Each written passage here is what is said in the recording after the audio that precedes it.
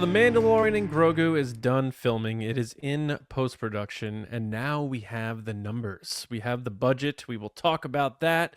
And is that a sign of things to come for future Star Wars movies, or is it just the way? And by that, I mean of Jon Favreau.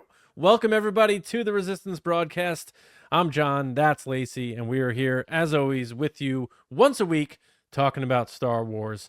What kind of format are we going to do? You never know. We have a billion segments on this show. Sometimes it's guests. Sometimes it's a live show covering the latest streaming series, which is coming up on April 23rd. Yes, you've been missing TRB Live. We have too. But the K2S show is our next live venture, and we're going to debut that Wednesday, April 23rd, 8:30 p.m. East on youtube.com/@TRB Podcast. And then, of course, on your favorite audio podcast the morning thereafter. So the live shows are coming back just after Celebration, about a month away. It's going to be a nice 4 weeks or so going live, talking about the final season of ANDOR. Interesting show today, Lacey. We have we're doing a loaded Patreon exclusive Will of the Force. Mm-hmm. We got Resistance Transmissions back in the mix. But before that, we're going to talk about this on Nerdy and Nice. In more detail. In more detail. But, and everybody knows where to go to find the pod, right? trbpodcast.com, Resistance Broadcast on your favorite audio apps, Nerdy and Nice also on your favorite audio apps, and the video version right here on YouTube. And if you want to support us, Lacey will get into how you can do that in a little bit, because a lot of people are getting featured on the show today because they are a part of the TRB base. So thanks to everybody. However you take in TRB, it means a great deal. More to come. And also, while you're at it, head to Weird Brothers, weirdbrothers.com, and get yourself a bag of the Resistance Brew. It's coffee we made. And you help us, you help veterans, you help a small business. It's a great deal. Nice cup of coffee. And why not? Very fresh. Lacey, like, I didn't realize how I didn't drink fresh coffee until I drank ours. And I was like, this just tastes so fresh. Yeah, you can get it with the beans and grind it up yourself, or you can get it ground. It's pretty cool. Mm-hmm. But yeah, so we're going to talk about this in detail on Nerdy and Nice because it is not about Star Wars, but it involves two Star Wars stars, as we have Daisy Ridley reportedly joining Alden Ehrenreich in a rom-com together. So I love rom-coms. Lacey, you love rom-coms, and we both love Daisy Ridley and Alden Ehrenreich. Is this going to be the perfect romantic comedy? I think that someone has been in my brain and was like, what do we got up here? And someone pitched this movie after, I don't know, hearing me talk about these two people all the time and how much I love rom-coms. And they were like, maybe she's onto something, because this movie was made for me. Now, the weirdest thing about this, outside of it being Daisy and Alden, obviously for us as Star Wars fans, it's like Han Solo and Rey together in a rom-com. But Alden's character is named Ben. So naturally, everyone online was like, Ben? Including myself. They knew what they were doing. They know what they're doing. They know. But I can't wait. I think it's going to be awesome. All the Raylo money. And this might be one of the most attractive couples in a rom-com. It is going to be, it's going to be wild. I'm very excited. Yeah, and I hope they both are prepared for the fanfics that are going to spur from this movie. Oh, I'm sure. Can't wait for that. Yeah. But then we also have a first look at One Shot from Visions Volume 3, and that was posted by the Annecy Festival, and they gave a shot from the episode called Black, which is coming out later this year as a part of Visions Volume 3. I'm sure there will be a first look of that at Celebration on Sunday if you're going. They're doing a Visions panel. But Lacey, any thoughts on this shot, which looks like stormtroopers fell into a bucket of Microsoft Paint? What do you think? I think that's a disservice to the animators to say it's MS Paint. I'm just kidding. And I'm not saying that about you. I'm saying in general, I think the critiques online have been a little harsh with one still of this animation. We found out that it's 13 minutes long, which is a nice length for some type of animated short. It's easy to tell that it's, ATSTs in the background. There's some type of battle going on. There's stormtroopers. But yeah, I mean, it's hard to judge some type of animated work on one still. Now, I'm not to say that's not to say that you can't look around animation in general, where whether it's Disney or Hayao Miyazaki or whoever, and not look at a still of their movies and be like, "This is one of the most beautiful things I've ever seen." That's not what I'm saying. I'm just saying it's hard for me to judge on how this is going to be based on this, and I know it got a lot of Yeah, critiques online. I think Um, it's one of those things to just get out there to like let people say like, "Hey, this thing's coming back," and it's weird yeah, Star Wars. Yeah, I'm interested to see what it means.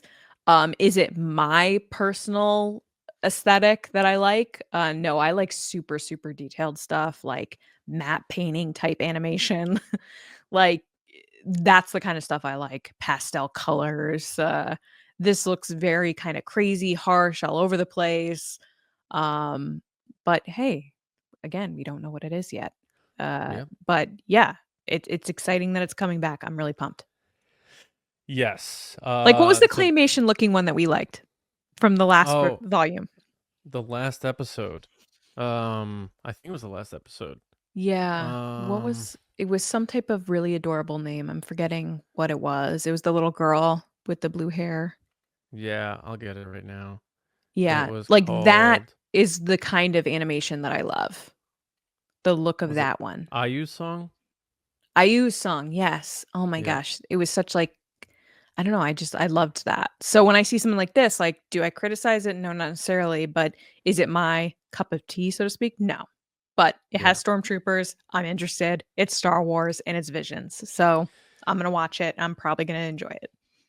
Yeah, and the last little bit of news here, because we're not doing a full Resistance report, because let's be honest, they're saving news for Celebration, so it's going to be quite dim 100%.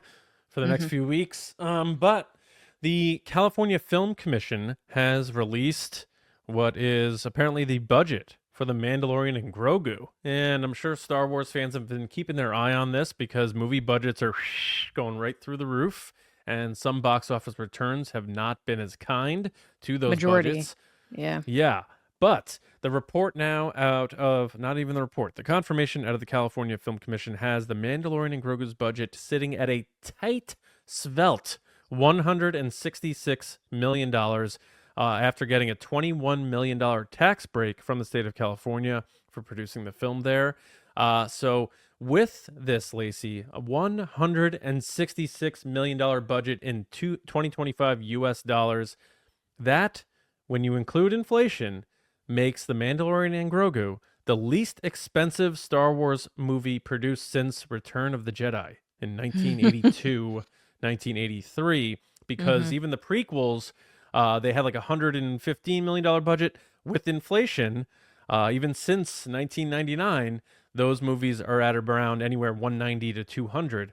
So a nice slim budget for John Favreau. We can't take much from that because we haven't really seen much besides the bootleg version. So we may have different feelings about this when we see something, because we are going to see something from this movie in 4 weeks. But based off of that, you think good news? What do you think about hearing that the movie is obviously done filming, which is huge for Star Wars?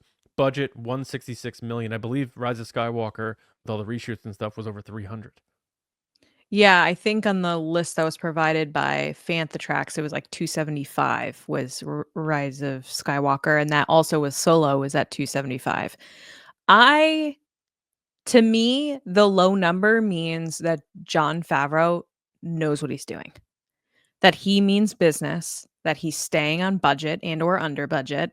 He's looking to do things the right way, that they look good, they're straightforward. They've been doing this with several seasons of the show. They know what things cost. And then also, I think ultimately it sets the movie up for success because there's no pressure to make that money back in the sense that like Indiana Jones, you're hitting it with a 300 plus $1 million budget. You got to make that back. So I think no matter what, this movie, which I already think is going to make buckets, but it'll already be in a great position going into that first weekend at the box office, especially after Avengers or not Avengers, Fantastic Four, with a lower budget. Yes. Wait, Fantastic Four is coming out this summer, I think. Am I wrong on that? It is Avengers. I'm sorry. I'm getting all my Pedros mixed up. Is Avengers already next year? Is that what? Wow. Avengers Doomsday is next June, I'm pretty sure. Well, either way, like it also opens up the door for them to maybe spend a little more than they have in the past on marketing. Yes. And we Yeah. know they're going to want to get Grogu out there and everything that comes with the brand of the Mandalorian that Jon Mhm. Favreau has built. So hopefully, like you and I have been beating this drum for a while, like they need to modernize, their marketing. And don't necessarily rely on the brand Star Wars anymore. You can't do that. Can't rely on Indiana Jones with Harrison Ford as much You gotta anymore. get the normies in the seats to make some money. You got to get this thing in front of eyeballs. And, we talked about Skeleton Crew and, my brother polling students, and 90% of them not even hearing about Skeleton Crew existing. That type of stuff is out there, and that's a small sample, but it's everywhere.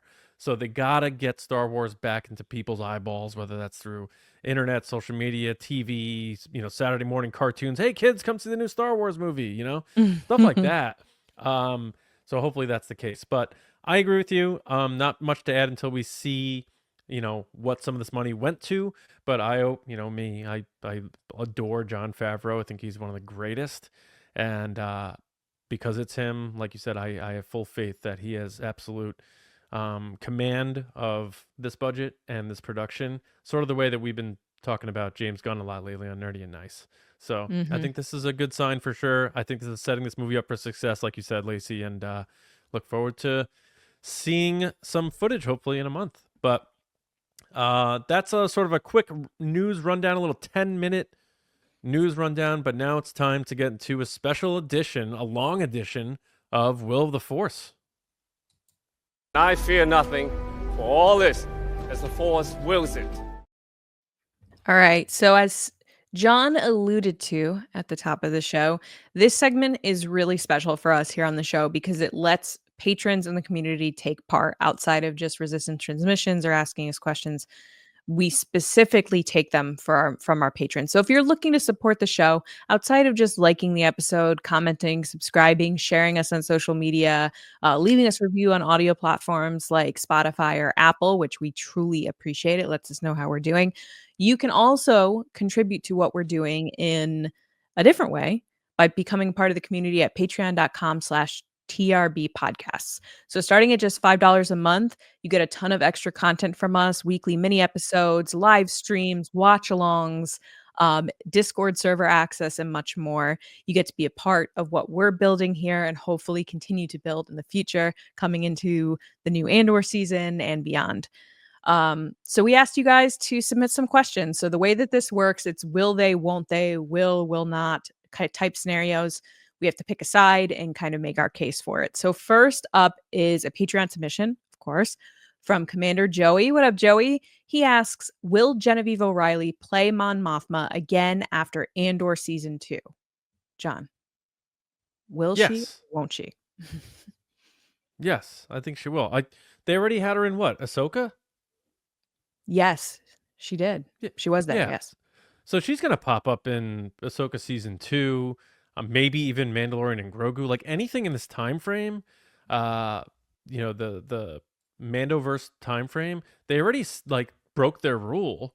They skipped over Caroline Blackiston for Return of the Jedi. Like you typically, the Lucasfilm unwritten rule is the continuity. So you can recast someone younger.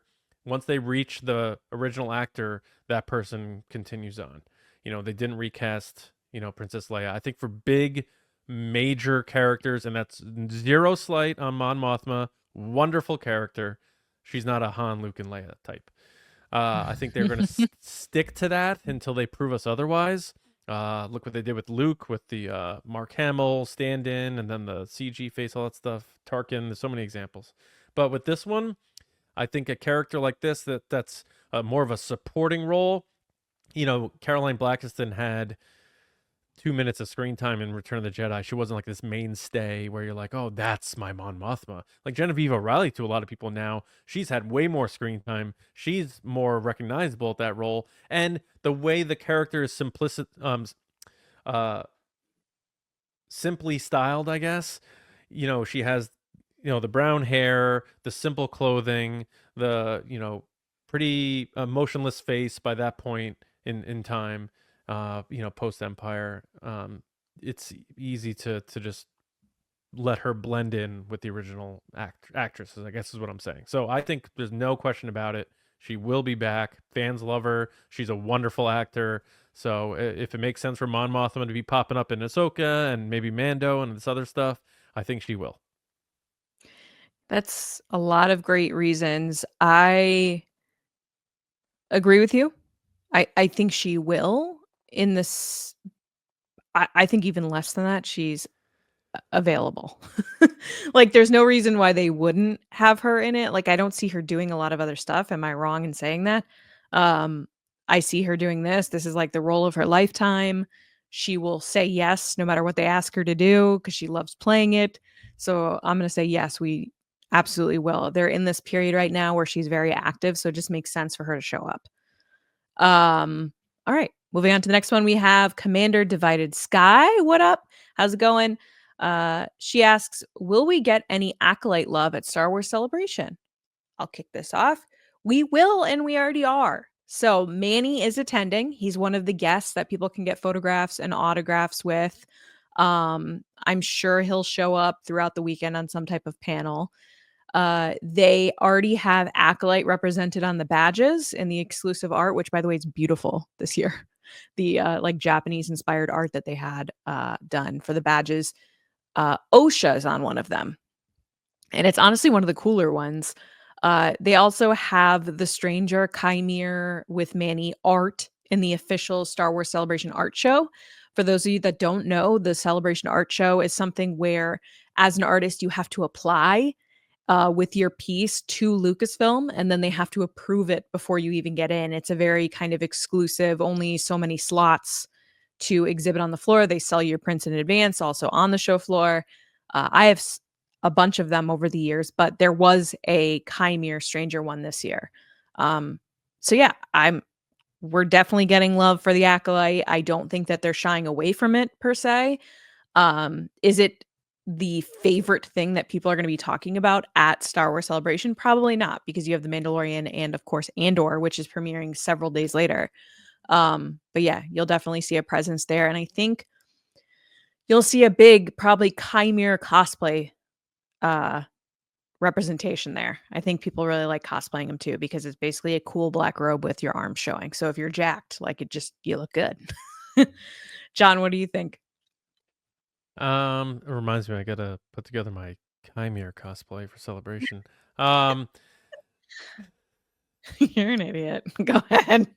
I also think, yeah, everything you said.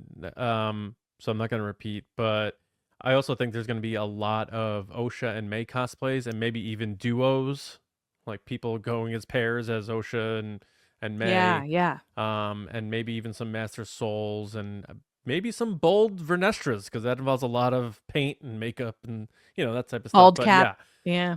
I think there will be that element on the show floor, which will be new because the Acolyte has come out since the last Celebration. But everything you said too, Lacey, like there is, Manny's presence, I think is going to be huge because he's like the one main person from the Acolyte. So all the people who love the Acolyte will draw to him naturally. Curious to see what panels he would show up on, but it'd be nice to see that. But everything else, I agree. Awesome. All right, into the next question is from our new commando, oh my god, Commander Grogu governess. Bendu? I was saying my brain was reading faster than my mouth was moving. All right. Thank you for your question. The question was, hi TRB, hello. Welcome to the community. I've messed up your name already, so you're already part of the gang. When Kylo Governance? spoke to his dad for the last time out on the death trap, hunk of junk Death Star 2, oof, was Kylo having a hallucination or was someone facilitating Han's appearance to Kylo? John, as someone who I know loves this scene, Yes. go for it. So the answer is in the scene itself. And I know it's been a bunch of years since we've actually talked about this. Oh my god, we really Man, that movie haven't. came out almost 6 years ago. But, and I think JJ sort of confirmed that this was the case. But there's a moment in that exchange where Ben says, "You're just a memory," and Han says, "Your memory." So it is, in fact, his memory of his father and him, thinking of him while coming to terms with what he had done and what he wants to do. And then ultimately, him coming to terms and getting that closure with the memory of his father, he launches the lightsaber and fully lets go of Kylo Ren. So to me, and I believe the intent of the writers and JJ, you don't put that back and forth confirmation of him being a memory if it's not. So that's what I think. That is a great answer, and I don't wanna be cheap, but I don't know if I have more to add given that I think the exact same thing. The fact that it's written there straightforward for you in the exchange, to me, is the writer telling you, like, this is 100% his brain working through this. JJ Um, sitting there with the pen and pad, and because he writes old school, and they're like, all right, how do we make this clear? Because someone's going to be like, Leia's possessing his Han's body, and yeah, blah blah yeah, blah. yeah. But at the So same let's make sure. time, to Grogu's governess, um, I feel that audiences now, especially Star Wars audiences, have felt tricked a lot about things like, "Oh, that Yeah, isn't what I saw." That there's always this kind of big question mark of, "Is what I'm seeing the truth, or is there another layer to this that I'm not understanding?" Um, yeah. I think this instance, it is very straightforward. I understand how people could take it and make it into a fan fiction where they go into a deeper level or they have some type of headcanon that this is really what happened. But the fact that the screenwriters, Chris Terrio, J.J. Abrams were like, no, like he's saying this is his memory, is just him trying to work through that trauma. Similarly, that we see, I'm trying to think of an example. It's a very common kind of thing that we see in movies and TV where someone's trying to work through something and they show up on screen. What Mm-hmm. was something that we watched recently that they kept showing up and we were like, oh, we hate the use of that? Oh, Only Murders in the Building. They kept using this dead character as kind of a voice of Oh, reason. Zaz or whatever. Yeah, Yeah, so I think that's another instance where when I was watching that show, I was like, "Oh, we get it." Like, 1 scene's fine, maybe 2, beginning and end, but the way that it was worked in throughout this season, this like, spoiler alert, this season of Only Murders in the Building was very similar to the way Han is speaking to Kylo. It's Steve Martin his character working through what he had dealt with through that character's voice, even though it's his own self talking to himself. yeah. It But it's happens. a great question. Yeah, it is a great question, and it seems to happen a lot on shows that they don't know if they're going to be big hits, and a character dies, but then that character becomes a fan favorite. And they're like, all right, how do we bring them back? And Or they they're a just like memory that working with never them. goes. Yeah, yeah. Sure, but yeah, great question. Next is Admiral Christy Hines. What up, Christy? I believe you'll be joining us in Japan. Excited to see you. So, Christy asks, will we see Bo-Katan and or Ahsoka in the upcoming Mando and Grogu movie, John? You go first. Um, I think Bo-Katan is pretty straightforward that absolutely 100% we're going to see her. Ahsoka is the question mark for me. Because the last time we left her, she was on a planet stranded there, so I don't know how they would work that in to the movie.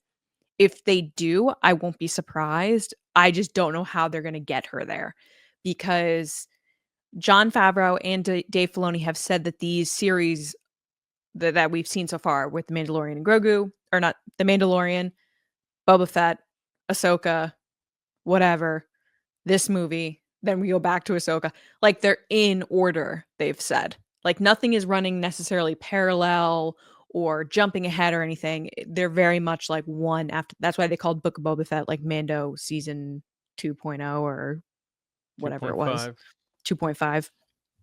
So I would say Bo-Katan, absolutely, because she was very close to Mando in the last season. I was one of the people pushing for that romance. I thought it was there. It was the tension was apparent for me.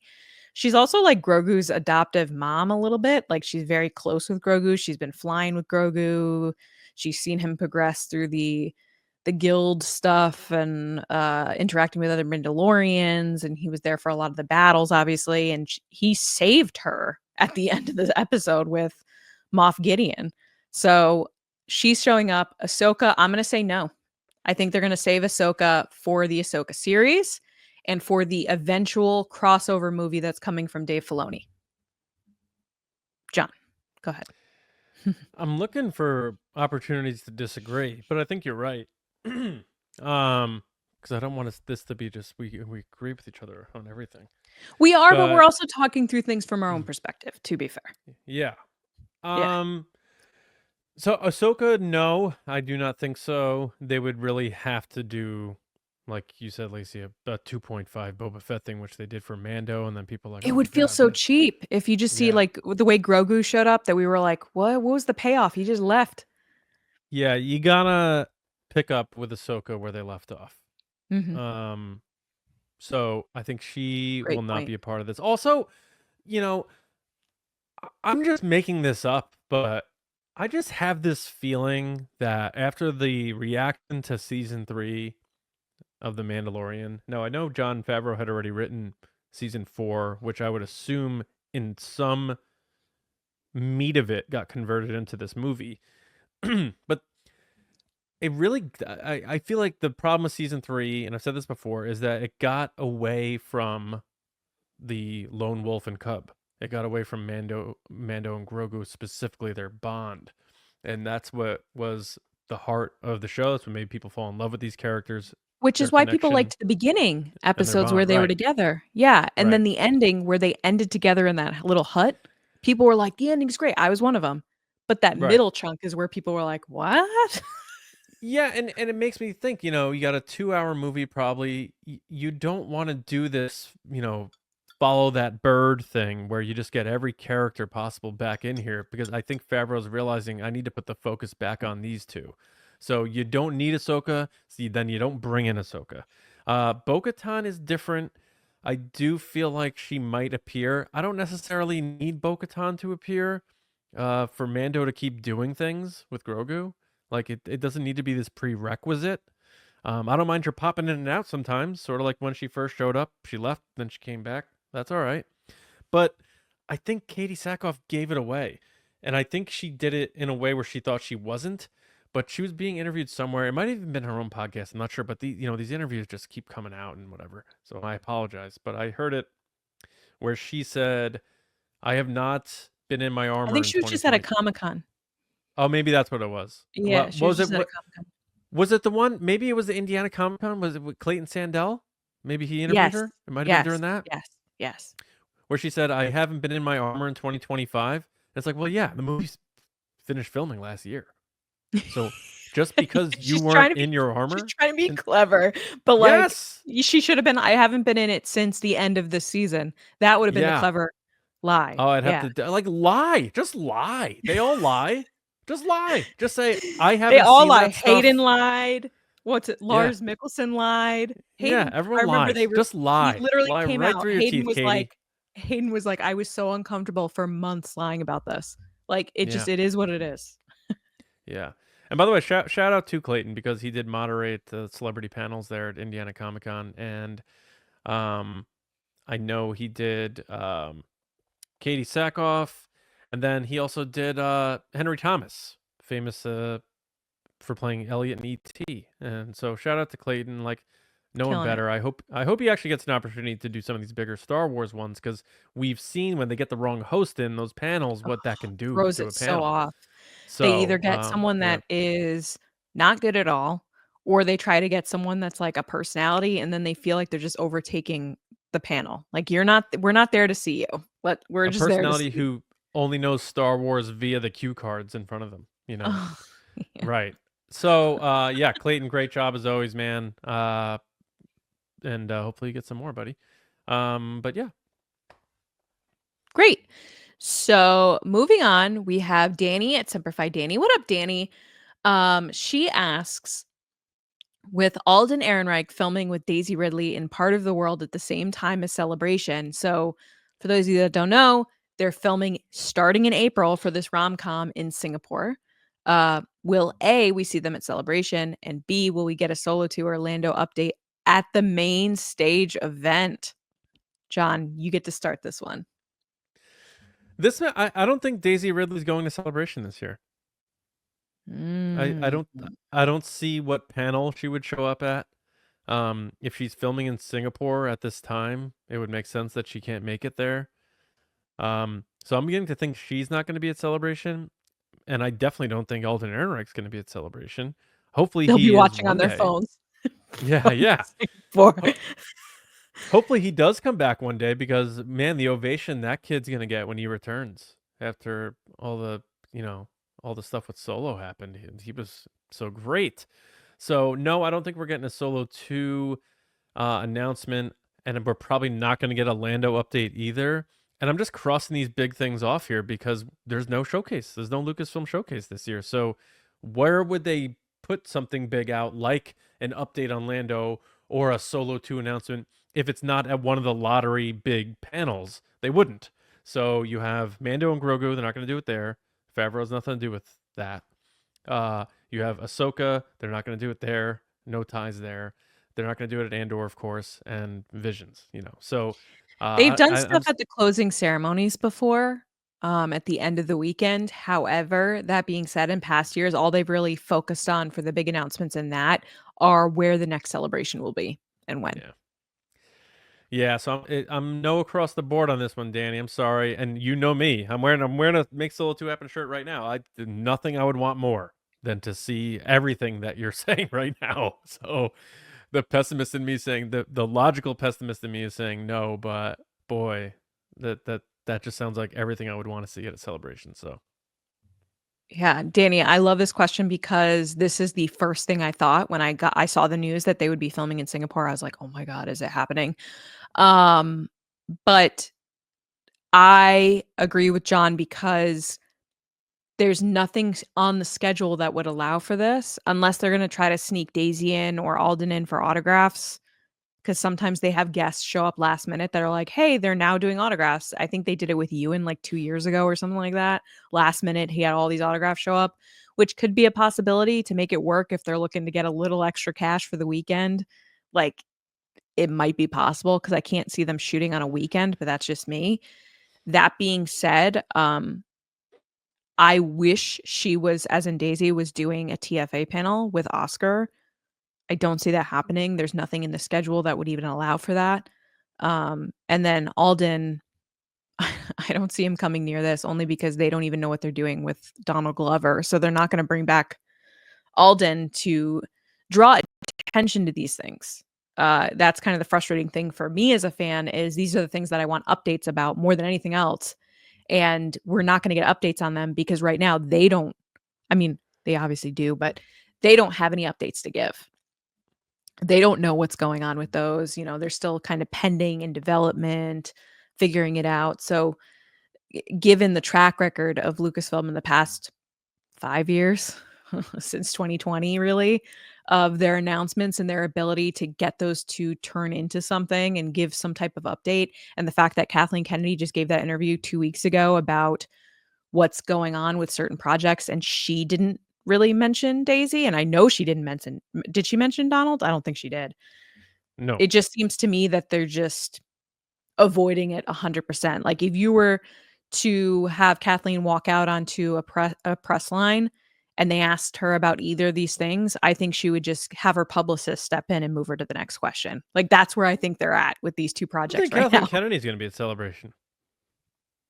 We'll see. I mean, if I was her, I would just want the trip to Japan, but Yeah. I don't know. But yeah, thanks for the question.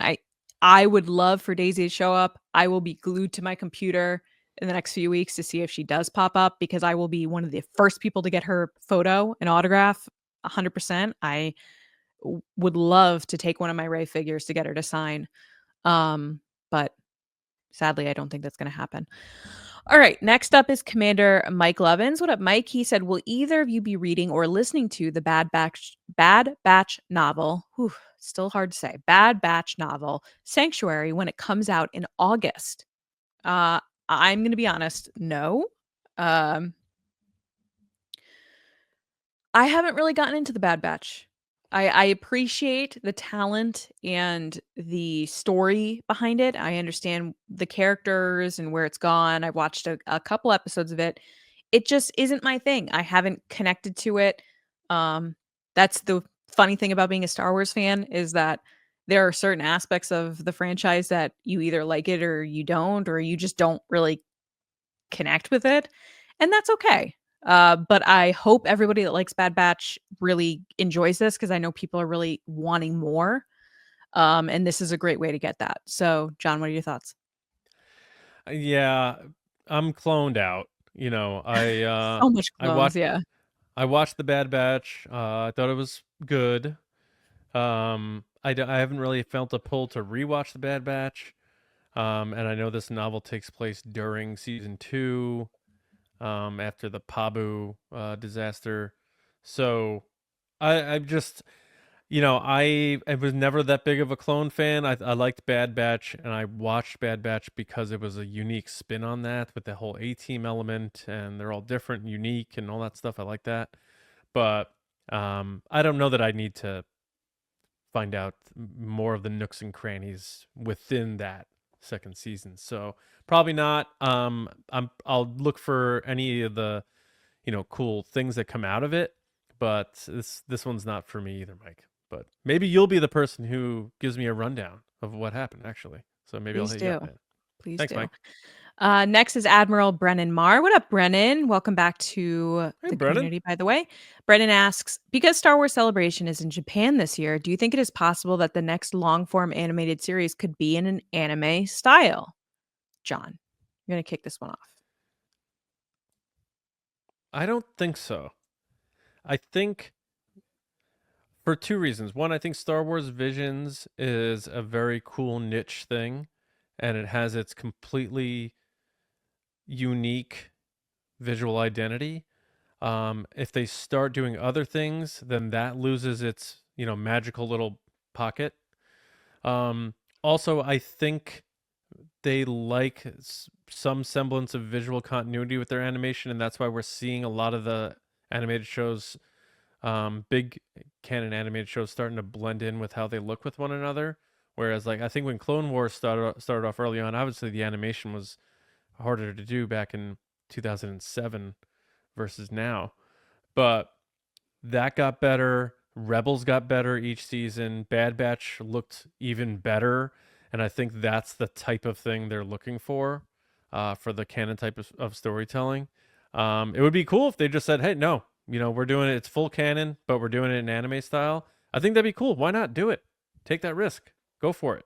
Uh, Especially as they're trying to do everything they can to draw the Asian market into Star Wars, because that's been one of their pain points is audiences in the Asian market. So I think that would be cool, Brennan. Curious what your opinions are on it, but I just, based on track record, um, I don't think so. But we're gonna find out that they have the big animation panel at Celebration this year. We'll find out what the future of animation is, because I believe they said there's gonna be a hint at the end about the next, canon future for animation. So we'll find out there, and it will come down to ultimately who's the new Filoni for the animation department, because that person, maybe they're huge into anime and they think that's the way they want to go. But I'm gonna say they will not. Not to be lame, but I agree with you, John. Oh, we gotta start disagreeing more. We I have to start know fighting more too. We haven't, like, we don't really fight. we haven't really fought lately. That's okay. It Maybe in might happen Japan after we'll just being have, on a flight for yeah. 14, 15 hours. That's what But we'll fight in the way home from Japan. That works. All right. okay, cool. So similarly to what you said here, I think the biggest thing is, as someone that loves anime, and John knows this, I love anime. Mm. I've grown up with it. It's part of like the greatest stories that I like are anime. Um, I just don't think Star Wars wants to divert from the aesthetic and the type of animation that they've done. From Clone Wars to Rebels to Bad Batch, I don't see them going outside of that look of what they've determined is Star Wars animation. Because it is very specific to their stories, And while Visions is stunning and wonderful and unique and everything's different, it isn't canon. And because it's not canon, it allows them to step outside that lane of what Star Wars animation looks like. That's why I, just like you said, John, I don't see them going outside of that style. I think they've determined that that's what it is. So when you compare, you know, stories back to back, or even if you use a flashback from a different series for another series, you can use them interchanged because they look similar. Yeah, I agree with you. And that's why I don't think it would happen. I would love this though, 100%. And I've loved so far with Visions, those stories that do have that Japanese anime style. I think it suits Star Wars and suits lightsaber battles and dueling and these kind of big dramatic cinematic moments. Anime is perfect for it. So I would love to see it. I don't think it's going to happen. All right. So we might disagree on the next one because we both have different preferences of what we want to do at Celebration. So this last one is actually from ourselves. We took a little me time and asked our own Hello, question. me. Meet the real me. took a little selfish, if you will. So at Celebration, panels besides the big four, and what kind of exhibitors would we want to make a point to check out? So in the past few years that we've been, I would say 2019, we did a pretty good job getting to the show floor. The next few years between Anaheim and definitely London, we did not go on the show floor like at all. No. It was very hard to get there. We had panels, we had after hour events, off site events in Anaheim at the brewery, which by the way was amazing. And I look at it fondly as one of the best memories for this podcast. But it took us away from the show floor and kind of the community building engagement stuff that you get at a Celebration, which is part of what I think makes it the best Star Wars event. That being said, this year we do not have a panel there. We will be doing, we've gotten this question a lot lately. We will be doing daily recaps and stuff from the show floor and our reactions after panels that we will put online via YouTube or on our audio feed. Don't worry, you're still going to get that stuff from us. We're just not doing a panel there. And that's okay though, because it's allowing us to take more in from the show. Except those, because in past years when we did these panels, it was very much reflective of the bigger panels that we sat in, because that's all we were really seeing, because we'd be so focused on all these other things. So, John, outside of those big four, which would be Mandalorian Grogu, Andor, Ahsoka, and then Visions on Sunday are like the big ones, right? Or is that the four you were talking about? Yeah. Okay. What other panels do you want to see? We'll start with panels. Light and Magic. I will be at Light and Magic. I would like to see the Doug Chang, either his art panel or specifically his Skeleton Crew one, because I thought that show was made so well. And, whatever I could take away from that conversation to understand what made that show well, I hope they continue that, because I thought that show was made really, really well. Oscar Isaac would be cool, because I think there's no doubt he's going to be asked, if he does indeed need another house. So if I was moderating that panel, I would ask him that exact question. I would kick it off with that question. Yeah. Yeah. Get it out of the way. If I've never got another panel, that would be the moment. I would be like, so Oscar, need another house? And then put the clip up on the screen and just embarrass him, and then get kicked out, all that stuff. But beyond that, not too much. I really don't want to put pressure on myself like I had in past years, where we were like, we got to get this panel because we got to cover it, and then we got to do this. Like, I want to see all this stuff, and I want to be able to talk about it so that our audience who isn't going can get our thoughts on it. No doubt about it. But those are the ones, if I had to pick beyond the big ones, that I want to at least make the best attempt at seeing. And they are streaming, which is exciting. They did announce that they're streaming. True. I will add a little bit of an asterisk to that, which last time they said that they were streaming, and it ends up they weren't streaming panels. They were streaming the live stage. the entire weekend. Right. So when they say, "Oh, we're streaming everything," I'm like, "Is it everything? Or is it And something?" Not. when they stream, don't they sometimes black out They black out footage? showing anything. Yeah. Yeah. Yeah. Yeah. Yeah. Um, but regardless, for all our friends and friends in the galaxy that are looking to keep track of what's going on the weekend, and I know some people have taken off and stuff because of the time difference.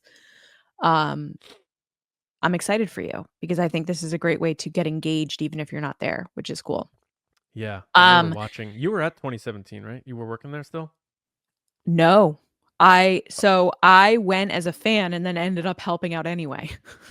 So So yeah, I watched 2017 from home, and like almost all the panels were streamed and everything. It was really nice. And cool. I had Yeah. just started writing at Star Wars Newsnet at the time, so I was doing the write ups, and I was like, "This is amazing." I'm sitting on my And couch then they eating like stopped doing Taco it, yeah. Bell.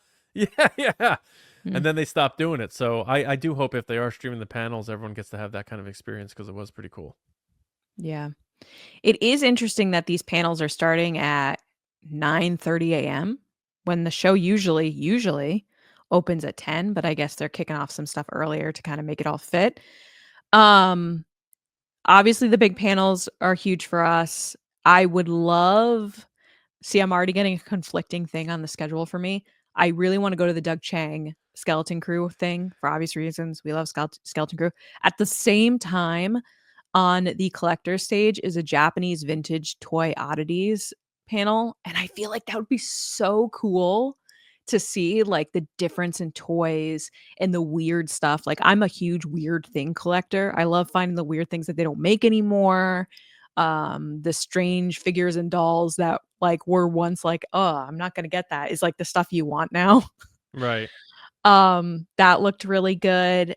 I am interested for the Oscar Isaac one as well. We'll see what happens, but at the same time of as Oscar was the Doug Chang masterclass working in the Star Wars art department, which sounded very interesting to me.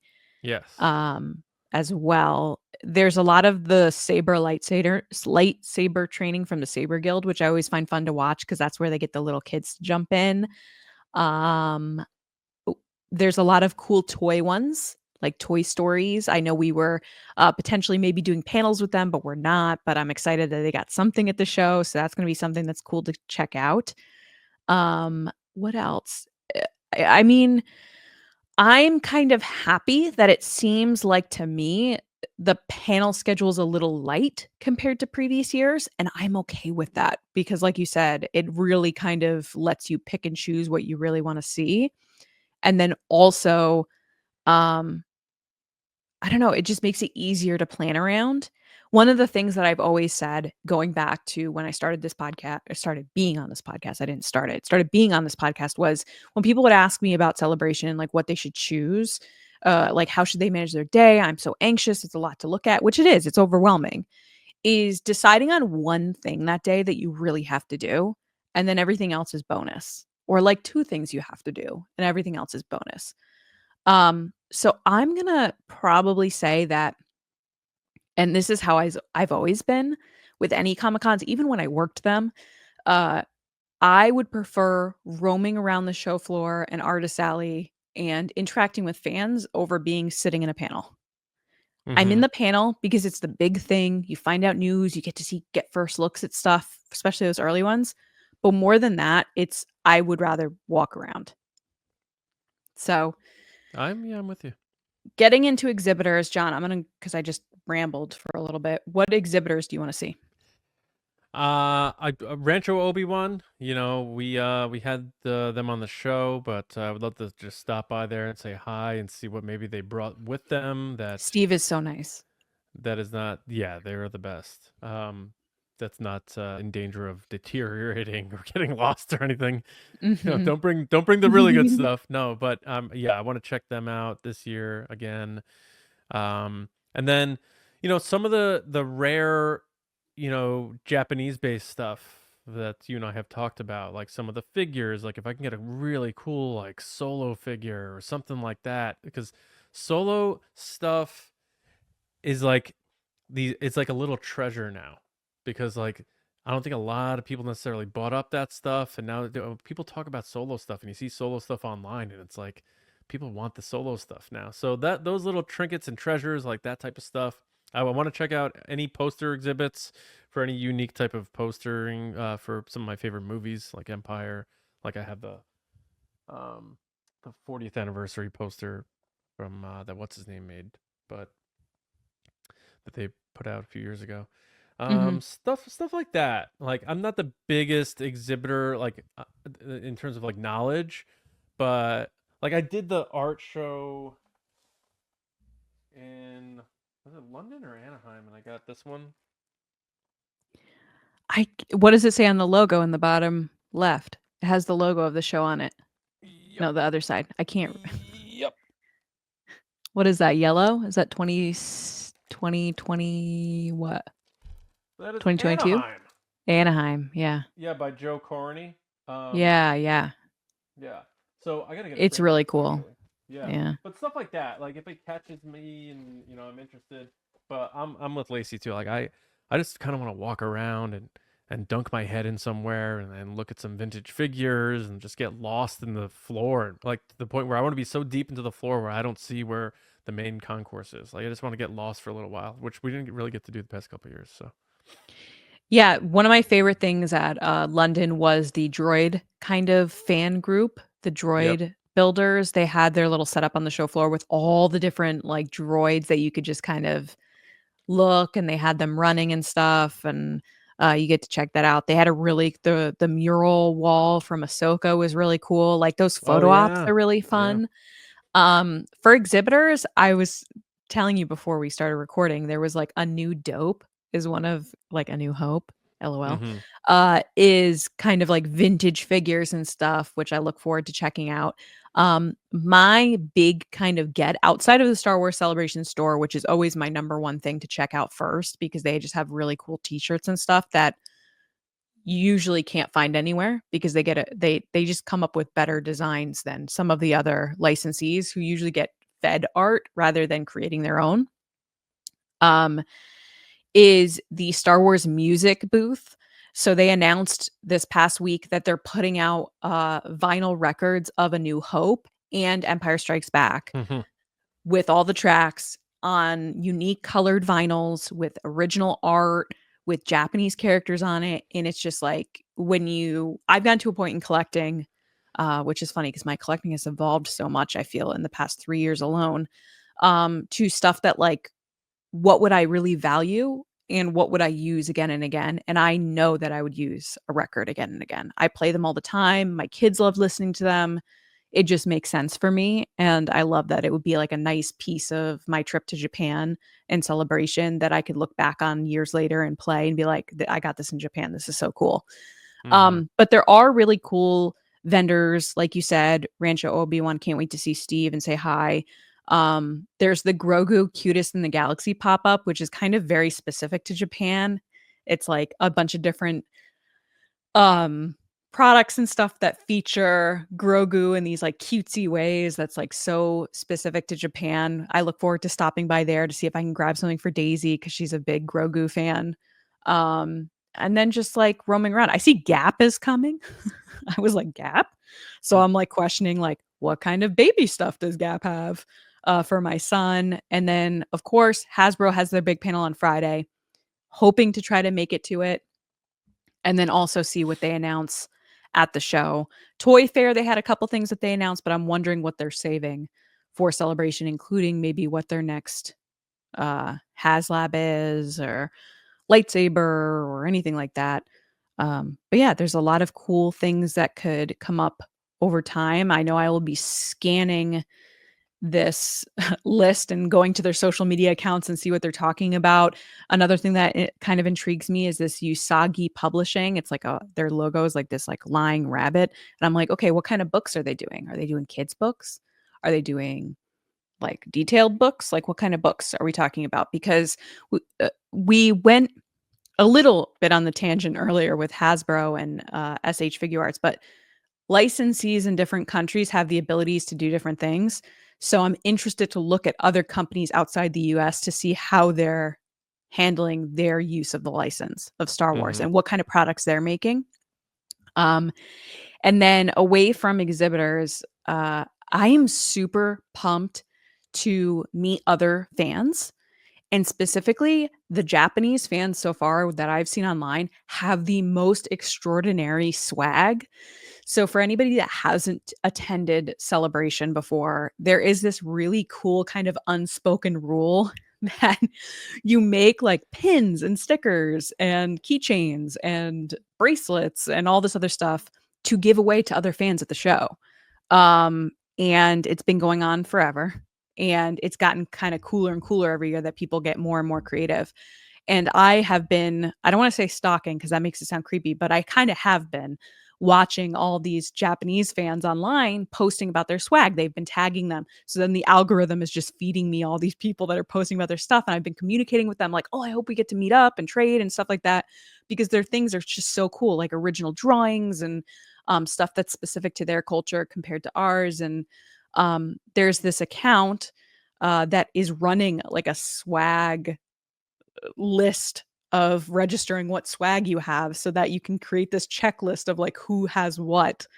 And it's kind of like the pin exchange program that Celebration runs themselves. But for me, it's just like even more magical because fans are doing it and they're doing it on their own. You know, we'll have our own swag. Do we want to announce what our swag will be while Not we're yet. talking about it? Not yet. Okay, we're holding on to that. We're holding on to it, guys. But we'll have Next swag week. too. Yeah, Yeah. we have swag too that we'll be handing out, and I'm just so excited to trade with other people and get to engage with other people all over the world about Star Wars. Like this is my favorite part is talking to other fans because you forget all that stuff online you see. You forget all the comment Oh, sections. You yeah. forget all those things and you're standing face to face with other fans that love this thing as much as you do and I'm telling you there is nothing more wonderful or magical than engaging with someone else. And I really, really look forward to it. And I'm so tempted to be like, swag meet up at this time. Please show up at this time so that I don't have to hunt these people down. But I will because they have cool stuff. And I'm very jealous that like there's so many amazingly creative people. And I look at what they're making and I'm like, oh, this is so cool. But it just shows you like the level of awesomeness that the Star Wars fandom has, where people come up with their own things that speak to them. Right. But yeah, that's more important to me, I think, than buying anything at an exhibitor. But that's just me. Yeah. Wasn't When part I've of the been on question. So now it looks I like added it in. it looks like I don't care about fans now because I didn't know we were That's talking not about that part of it. okay. That's not true. I said specifically swag stuff. And I've been bookmarking them all, by the way. And I'm going to do a big long thread on Twitter saying these are all the coolest swag things I've seen online. Here's what I found. Nice. I'm very excited. All right. We did it. We did it, guys. We made it. But we're not done yet. So let's keep it with Lacey for our last segment of the day. All right. Take it away, Lacey.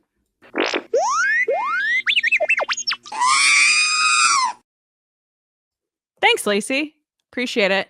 You're the best. Guys, it is time. You know I had to. You set that one up. It is time for Resistance Transmissions. So this is where John puts up a wacky, crazy situation on Twitter and Blue Sky and social media. And you guys give your answers. I've had a couple people reach out to me recently and be like, I can't hear the word situation without you saying situation. And you're welcome. All right. So this week, the situation is Tarkin stumbles upon Orson Krennic's laptop and attempts to log in, but is password protected. What would Director Krennic's password be? This is going back to browser history, like It's going back there. style question. All right. So this is from X. Ooh, I like how you separated these by platform. Okay. Well, yeah, we got to see where the funny people are. Oh, okay. Didn't know we were rating them. Nice. From X, we have Nick Forster at Nick Forster 13. What up, Nick? He said Thrawn smarter than me 66. Oh, Probably. jeez. Mike Sellers at Puke Sellers. Puck 32 Sellers. I always say Puke Sellers. It's not Puke Sellers. Anyway, Mike, what up? He said Alderaan needs to go. Get it out of here. Just It's that gotta go. genocide reminder. I thought, what was my Just gotta go. password? Kill Oh all yeah, those people. millions of dead people. Got it. Okay. K Gellner, I'm assuming this is Kendall. What up, Kendall? At K Gellner is that him? That is him, right? Yes. Yeah. That's what I thought. Okay, cool. I just saw some guys like, my name's Clark. Clark Gellner. What? All right. Kendall's my Capes. brother. I know. He also likes the Star Wars. He's Hank Hill all of a sudden. I know. I don't know where that voice came from. Damn it, Anyway, Bobby. Capes are the best. 1138. Nice. I love that Krennic is a gigantic Lucasfilm fan. Mm-hmm. I gotta tell you, 2016 when he came out in that cape with all the stormtroopers, it was so epic. I know. So Maybe they do it again this year for Andor. maybe they should. They absolutely should. Is Mendelsohn coming out? Do they know? I don't think they have him listed, but they always have like special appearances by, you know, I want to like, see oh, Ben Mendelsohn just half drunk at a bar and just like have a beer with that guy. That's the dream right now. Yeah. Cam Miller at Cam Miller Films. What up, man? What up, Cam? He said, "Oh, it's beautiful." TK421. Oh, exclamation point. Sorry, gotta use that. Gotta add the symbol. Mike Ramori's up at Drum Jedi. What up, Mike? He said Death Star 1138, but it's Death D3ATH5TAR. No one's guessing that one. No. That last Exclamation point. safe. Yeah. All right. Heading on to Blue Sky, we got Chew at YubNub2383. And his or theirs is H, capital H, exclamation point, high aspirations with a capital A. Ah, yes. You do not want to choke on those. You don't want to choke on that password. Next is RadRed64 at RadRed64, who said Bossman69, but the S's are 5s.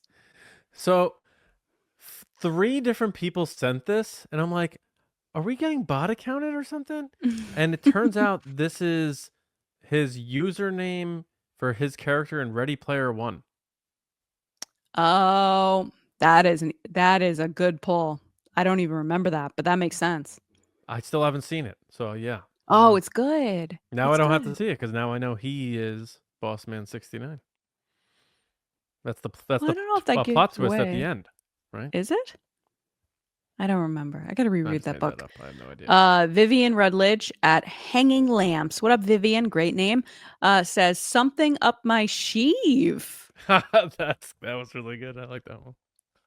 That is a John Hoey answer if I've ever seen one. That's good. And last but not least is Terry at Terry Mac, which is password exclamation point 123, but it's P at symbol SSW0RD exclamation point 123. I'm surprised nobody just put like password 1234. I was hoping someone would just write password because that would have been in. But that was good, Terry. That was good to everybody. Like, let me do a quick shout out to everybody who contributed to the show today. So, in Will of the Force, Commander Joey, Divided Sky, Grogu's Governess, Admiral Christy Hines, Commander Semper Fi Danny, Mike Lovins, Admiral Brennan Marr, Lacey and John. Thank you both. Oh my God, that's so nice of them to really step up. I know, with all they do with the pod. I wasn't going to go there. No, I'm just kidding. And then Nick, Mike, Kendall, Cam, Mike, Ramori, Chu, Red, Vivian, and Terry. Like, thank you all. Like, this was a very cool show from the Patreon, from public, from everything. And we got a lot of like cool little mini discussions out of it. So this is it was a fun one. It was a fun one. I'm very hyped for Celebration, which we already knew. But me too. Yeah, I am pumped. Speaking of I'm that, excited to see the TRB family. Everyone rolls deep at Celebrations, which is very cool. But also a lot of other people I haven't seen in a while. I'm not going to start naming names because then people are going to be like, he didn't say me, so I guess we're not hanging out. All right. Well, speaking of that, I tried to segue, but you totally bulldozed over it. Right now, trbpodcast.com, we still currently have our TRB Tokyo collection, which is our logo featuring the cool purple colors of Star Wars Celebration with some Japanese characters. We have it on t-shirts, crossbody bag if you're on the go, as well as a packable travel rain jacket. So we designed this collection around not just celebrating TRB and us heading to Japan, but also things that you could travel with. Because when you're on a plane for 14 hours and you're about to go walk around Tokyo or wherever, you want to have a bag that you can put all your stuff in, go on the show floor, but also a rain jacket. And also, like, it's not like it will live on beyond Celebration because it doesn't, we don't It's say useful. Celebration That on was the it. point. Yes. Yeah. Yeah. And like It's that very cool. TRB shirt, like I'll wear that all the time. I think that's so cool that it has the lettering on it. It looks But very yeah, good. thanks to everybody who's already picked that stuff up. It's gonna be on sale through. We initially said March 31st, but no, we initially said April 2nd, and on our first broadcast of it, I said through the end of March. So we'll probably leave it up till April 2nd, I guess, because we're the bosses. So let's do it. I told John we were leaving it up till April 2nd, and John then didn't listen to me. I thought it was an April Fool's joke. No. The reason it's not April 1st is because I don't want it to be an April Fool's joke. So it will be up until April 2nd, which Right. we will then transition into probably the K2S show. Yeah. Yep. But yeah, we'll announce some of the little fun things we'll be giving away at Celebration probably next week. I just didn't want to do it yet, Lacey, because I know we had just sort of ordered that and stuff, but they will know. They will know. Mhm. And also, you gotta make your cool images that you do that have like part of your hand in it. All that type of stuff. Part of my hand. Get out. Well, out here. hands are a language, Lacey, and we know this. All right, Oh, let us get out of the show. Thank you all so much for listening and watching, being part of TRB. We gave you all the plugs at the top, but please do tell your friends about the podcast. If you're at Celebration and you see us, come say hi. If you're not going to Celebration, watch it, check everything out that's going on, but make sure you listen to us because we'll be doing recaps on the channel and also on our podcast feeds thereafter. So just thank you all so much for however you support us. We appreciate it.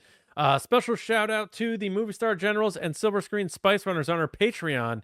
The Generals are Carmelo, John Reese, Jetta Rosewater, Frank Grande, Nick Kratz, Chris Morales, Danny, Mike Ramori, Brendan McLaughlin, Sneaky Zebra, Dave Hornack, Colin Cormier, Stephen Garrow, Sachi, and Darth Snips. And the Spice Runners, David Probus, Neil Shaw, Kendall Gellner, Andrew Staley, Jeremy Myers, the Fort Worthian, and Brian Smith. Thank you all so much. We will be back with you in a week's time for another episode of TRB. And for everyone else who likes the other stuff we talk about, like we said, Nerdy and Nice Monday. Make sure you subscribe to the show, rate it, follow it. Nerdy Nice Pod online. Let's grow that one too, because it's a good time here at TRB. So from us here at the Resistance Broadcast, until next time, we'll see you around, kids.